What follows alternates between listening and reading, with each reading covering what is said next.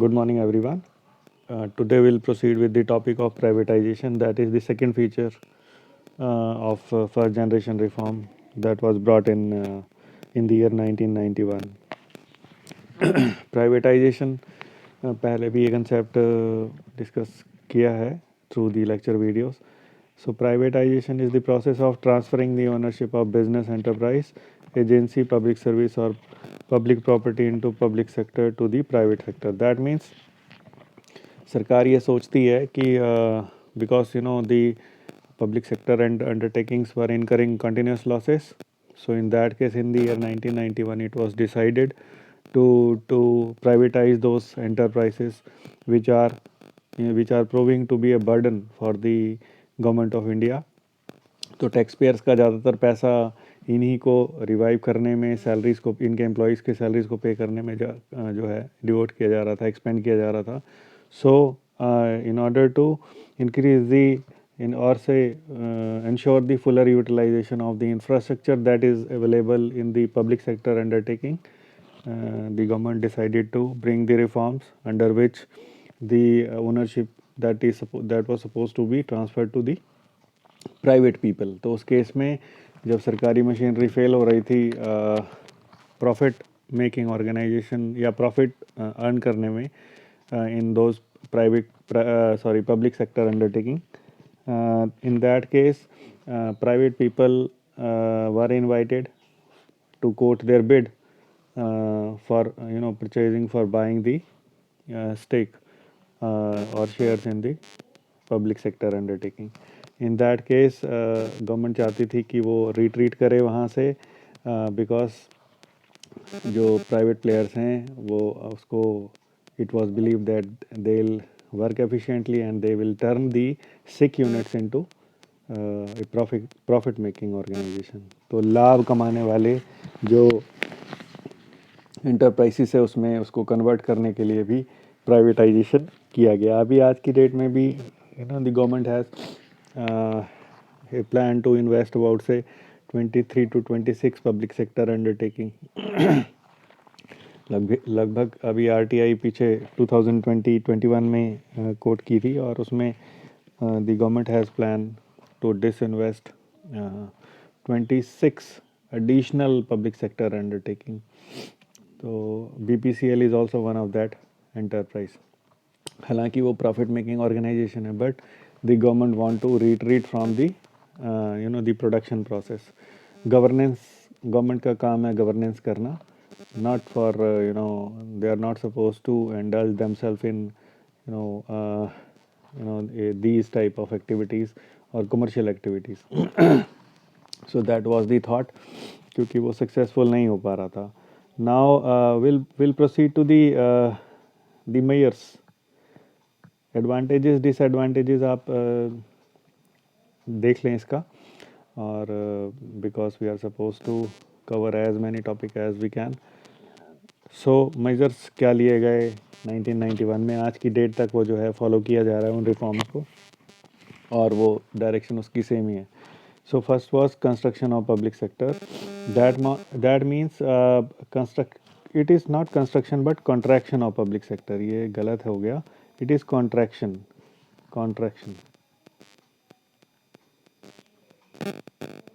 Contraction मतलब contract करना यानी रिड्यूस कर देना, उसको घटा देना. तो सरकार के लिए जो लगभग 17 एंटरप्राइजेस ऐसे थे, पब्लिक सेक्टर थे, जहां पर सिर्फ सरकार का आधिपत्य था. They had a monopoly, no private players were there. अभी it has been reduced from 17 enterprises to 2 only. इसमें 2 में एक atomic energy related business enterprises और दूसरा है railways.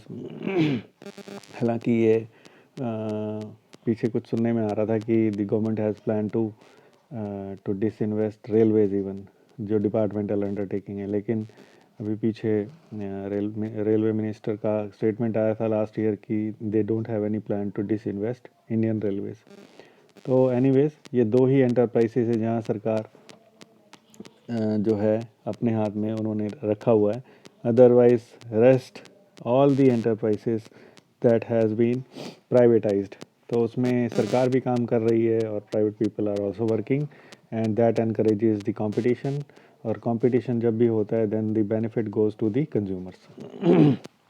Then second is sale of shares of public sector to the private sector, इसको disinvestment बोला जाता है.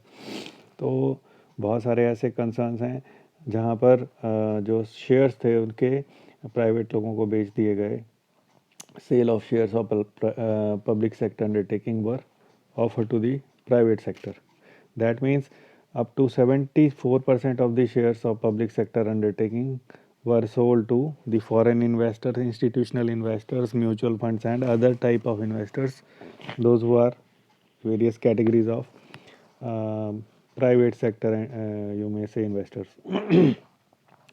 तो ये सारे जो है 74% का मतलब if the shares share holding is more than 50%, तो in that case the management that belongs to that party, जिसके पास भी वो 50% से अधिक का जो शेयर होता है वो ही उसको कंट्रोल करता है, वो ही मैनेज करता है. तो इसका मतलब those enterprises are being managed by the private players. तो that was also one of the measures taken, जिसमें जो है अभी अगर हम बात करें टिल मार्च 2021 जो शेयर की जो पब्लिक सेक्टर है उसका लगभग 5,15,000 और 535 करोड़ रुपीस का जो वर्थ है, ये शेयर जो है बेचे जा चुके हैं to the private people. So that was also one of the measures taken for privatisation. Then next step was sick public sector units. In that case अगर हम बात करें सिक की, तो सिक की दो क्राइटेरिया हैं for declaring any public sector undertaking as sick enterprise. Sick होता है बीमार. Those who have incurred loss in the previous year. पहला तो ये होता है अगर कोई एंटरप्राइज जिसने पिछले वर्ष लॉसेस इनकर किए हों इन द प्रीवियस ईयर. और दूसरा accumulated losses is 50% of total capital. इसका मतलब ये दो क्राइटेरिया जो भी पब्लिक सेक्टर अंडरटेकिंग है, जो भी एंटरप्राइज पूरी करेगा, those enterprise will be declared sick. तो जो भी सिक एंटरप्राइजेस है गवर्नमेंट उनको they are selling those enterprises to the private players. That means major reason इसका यही है कि ओवर एम्प्लॉयमेंट था इन पब्लिक सेक्टर अंडरटेकिंग में. Employees were not working efficiently. In that case policies अच्छी नहीं थी, तो they were not interested to contribute. In that case those enterprises were incurring losses. तो वही एंटरप्राइजेस जब सिक थे तो उनको बेचा गया प्राइवेट प्लेयर्स को. Now they are making profits from the same enterprise. So in that case sick public sector undertakings that were sold. और मैंने आपको बता दिया कि सिक अंडरटेकिंग क्या होते हैं. दो ही क्राइटेरिया होता है, पिछले वर्ष हानि हुई हो और जो एक्यूमुलेटली लॉसेज हों. आज जो अभी तक के जो लॉसेज हैं टोटल अगर कर दिए जाएं, टोटल कैपिटल का 50% कर चुके हों पहले. अगर मान लो 1 करोड़ का अगर या 100 करोड़ की कैपिटल इन्वेस्टमेंट है, उसमें से 50 करोड़ के लॉसेज हो चुके हों टोटल, तो उस केस में उसको सिक एंटरप्राइज डिक्लेयर कर दिया जाता है और उसको फिर government they used to sell it. Then next measure taken, that was memorandum of understanding.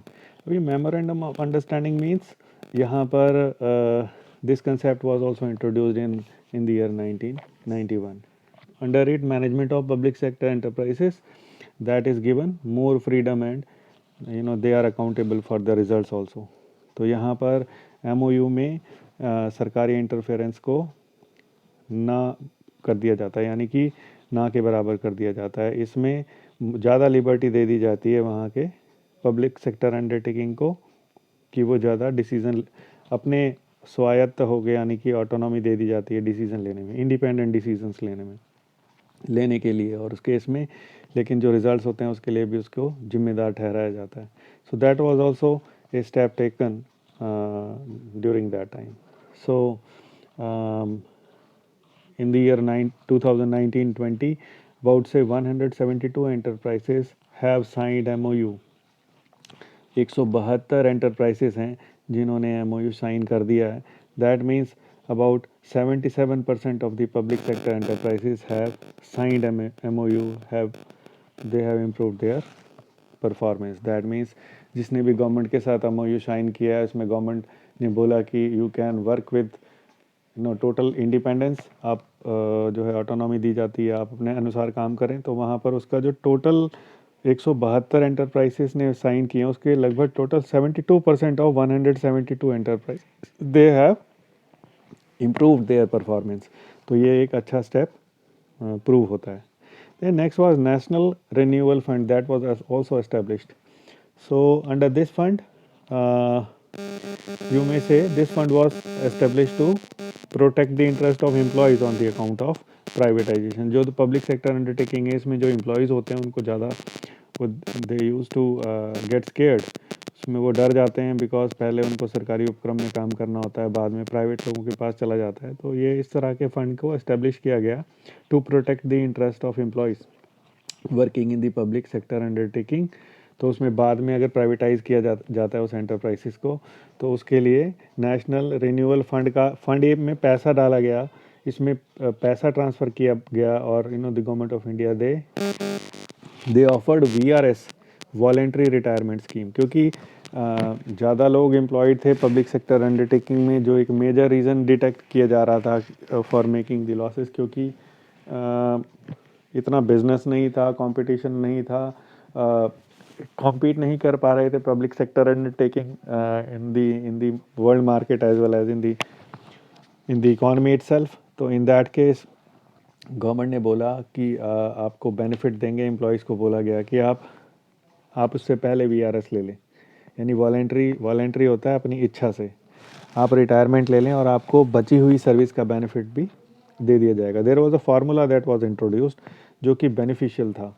तो उस केस में अप टू अगर हम बात करें मार्च 2019 तक की अगर हम बात करें 6.28 lakh, that means 6,28,000 lakh employees, 6.28 lakh employees have sought voluntary retirement under VRS scheme, जिसको ऑपरेशन जो है इसको गवर्नमेंट ने ऑपरेशन गोल्डन हैंडशेक बोला. कि आप गोल्डन हैंडशेक का मतलब कि हम अगर वो गवर्नमेंट ने किसी भी पब्लिक सेक्टर अंडरटेकिंग को प्राइवेटाइज़ करना है तो वो VRS ऑफ़र करते हैं पहले उनको कि अगर वो प्राइवेट लोगों के साथ काम नहीं करना चाहते एम्प्लॉयज़ तो वो VRS के लिए अप्लाई करें, जहाँ पर उनको पहले रिटायरमेंट दे दी जाती है और बची हुई सर्विस के बेसिस पे या फिर पुरानी सर्विस जो कर ली उन्होंने, उन दोनों का आधार बनाकर बेनिफिट जो है दिया जाता है.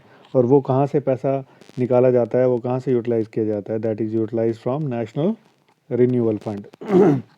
That was also a step taken in 1991 और ये जो है अभी तक ये कंटिन्यू किया जा रहा है. Then next was withdrawal of increase in the private sector investment in plans. इसकी अगर हम बात करें तो increase in the private sector investment in plans की अगर हम बात करें तो 5 ईयर प्लान की बात करते हैं गवर्नमेंट ऑफ इंडिया. अगर हम बात करें तो प्राइवेट सेक्टर का जो है इसका शेयर, टोटल इन्वेस्टमेंट का जो शेयर है वो बढ़ता जा रहा है. अगर हम इसको फिगर्स के तौर पे देखें तो share of private sector investment has increase from 42%. पहले ये 5th 5 ईयर प्लान जो कि 1974-78 के बीच में आया था, 74 to 78, तो इसमें 42% प्राइवेट इन्वेस्टमेंट थी, प्राइवेट सेक्टर की इन्वेस्टमेंट थी. ये बढ़ गई 78.1% हो गई थी इन दी ईयर और इन 11th 5 ईयर प्लान जो 2007 और 12 के बीच में आया था. So there was increase from 42% to 78.1%. तो ये that was also a output that was received after making the reforms. Then next was withdrawal of convertibility clause of loans into shares. ये 2013 में भी इसका जिक्र है कंपनीज एक्ट 2013 में, जिसमें बोला गया है कि दो पब्लिक सेक्टर अंडरटेकिंग जो सरकारी उपक्रम है, those who have taken loans from various financial institutions, they are convertible, they can convert their loans into shares. मतलब अगर जिस लेंडर्स हैं जिन्होंने लोन दिया है, अगर वो चाहें तो एक स्पेशल रेजोल्यूशन पास करके जो है पब्लिक सेक्टर अंडरटेकिंग में उस लोन को शेयर्स के रूप में भी कन्वर्ट किया जा सकता है। तो अगर लोन ज़्यादा है तो अगर शेयर के रूप में कन्वर्ट कर देते हैं, देन दोज लेंडर्स जिन्होंने लोन दिया है they become the owners of the organisation. तो उस केस में अगर मान लो किसी ने स्टेट बैंक ऑफ इंडिया से लोन लिया है तो उस केस में State Bank of India's loan will be converted into shares. तो शेयर कन्वर्ट हो जाएगा, शेयर में कन्वर्ट हो जाएगा, then they will be the major stakeholder. उस केस में they will manage the business. So that was also one of the method of privatization. Then next was, क्योंकि loan की repayment ज़रूरी होती है, शेयर होल्डर अगर हो जाता है तो उस केस में if you know the enterprise will earn profits then only they can demand dividend. और ऐसा भी नहीं है, बट बोर्ड ऑफ डायरेक्टर्स के साथ मीटिंग की जाती है, कई बार प्रॉफिट्स होने पर भी नहीं डिस्ट्रीब्यूट किए जाते, कई बार लॉसेस होते हैं तो भी डिविडेंड्स देने होते हैं। कहाँ से देते हैं? वो पिछले लाभ जो बचे हुए होते हैं, एक्यूमुलेटेड प्रॉफिट्स जो होते हैं वहाँ से दिए जाते हैं। या डिविडेंड इक्वलाइजेशन फंड है, वहाँ से जो पैसा निकाल के उनको डिविडेंड्स दे दिया जाता है। Then next measure that was taken, setting up of national investment fund. That was also one of the step taken. So in the year 2005 government establish national investment fund. ये 2005 में लिया गया था स्टेप। ये second generation reforms के बाद का step लिया गया है। ये that is also a further step towards privatization that was initiated in the year 1991. So proceeds of this investment were credited to this fund. अभी जितना भी पब्लिक सेक्टर अंडरटेकिंग के शेयर्स को बेचा जाता है प्राइवेट प्लेयर्स को, तो उससे जो भी पैसा इकट्ठा होता है इसको इस फंड में ट्रांसफ़र कर दिया जाता है, जिसको बोलते हैं नेशनल इन्वेस्टमेंट फंड। इसका 75% पैसा, 75% जो फंड है, जो ये नेशनल इन्वेस्टमेंट फंड का 75% जो पैसा है, that is utilised for financing social sector schemes. अब ये सोशल सेक्टर स्कीम्स क्या हैं? जो कि समाज की भलाई के लिए गवर्नमेंट चलाती है। इसको हेल्थ रिलेटेड कोई स्कीम चली है, एजुकेशन रिलेटेड चली है, कोई एम्प्लॉयमेंट रिलेटेड चली है, जैसे मनरेगा है ना। मनरेगा के बारे में हम सारे जानते हैं। मनरेगा है ना, Mahatma Gandhi national rural employment guarantee act. इसके अलावा इंदिरा आवास योजना,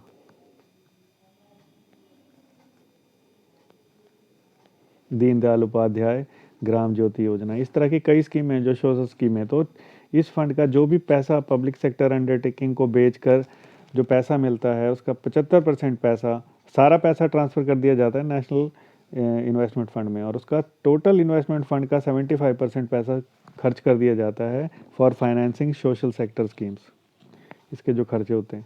और बचा हुआ जो 25% पैसा है, जो 25% पैसा है, that is utilised for capital investment in profitable and revivable public sector undertaking. That means that is utilized for capital investment. Capital investment का मतलब कि कोई मॉडर्नाइजेशन करना है या कोई ऐसा काम करना है जिससे कैपिटल फॉर्मेशन हो रहा है। So capital investment in profitable and revivable public sector enterprise. तो 75% तो सोशल सेक्टर स्कीम्स जो हैं उसको फाइनेंस कराने में लग जाता है या लगा दिया जाता है, और 25% जो फंड का पैसा है वो उन पब्लिक सेक्टर अंडरटेकिंग में जिसमें सरकार अभी भी सोचती है कि इसको रिवाइव किया जा सकता है, यानी कि अगर उनको लॉसेस हो रहे हैं तो इसको प्रॉफिट मेकिंग ऑर्गेनाइजेशन में बदला जा सकता है। उसको भी उसमें जो है 25% पैसा कैपिटल इन्वेस्टमेंट कर दिया जाता है। दैट मीन्स मॉडर्नाइजेशन में, या उसको अगर उसकी जो है प्लांट कैपेसिटी को बढ़ाना है, इस तरह की कोई भी चीज़ जो कैपिटल इन्वेस्टमेंट होती है वो उसमें कर दिया जाता है टू मेक इट प्रॉफिटेबल। तो या तो वहाँ पैसा लगाया जाता है जहाँ पर profit making public sector undertaking है, जो अभी बची हुई है सरकार के पास, उसमें लाभ हो रहे हैं, उसमें पैसा लगा दिया जाता है, या फिर ऐसे पब्लिक सेक्टर अंडरटेकिंग में पैसा लगाया जाता है जो रिवाइवेबल है, जिसको रिवाइव किया जा सकता है, जो भविष्य में एक अच्छे प्रॉफिट मेकिंग ऑर्गेनाइजेशन में बदल सकते हैं. So these were the steps taken under the banner of privatization. तो ये second feature था. In the coming lecture video we'll proceed to the concept of globalization. So thanks for watching today's video.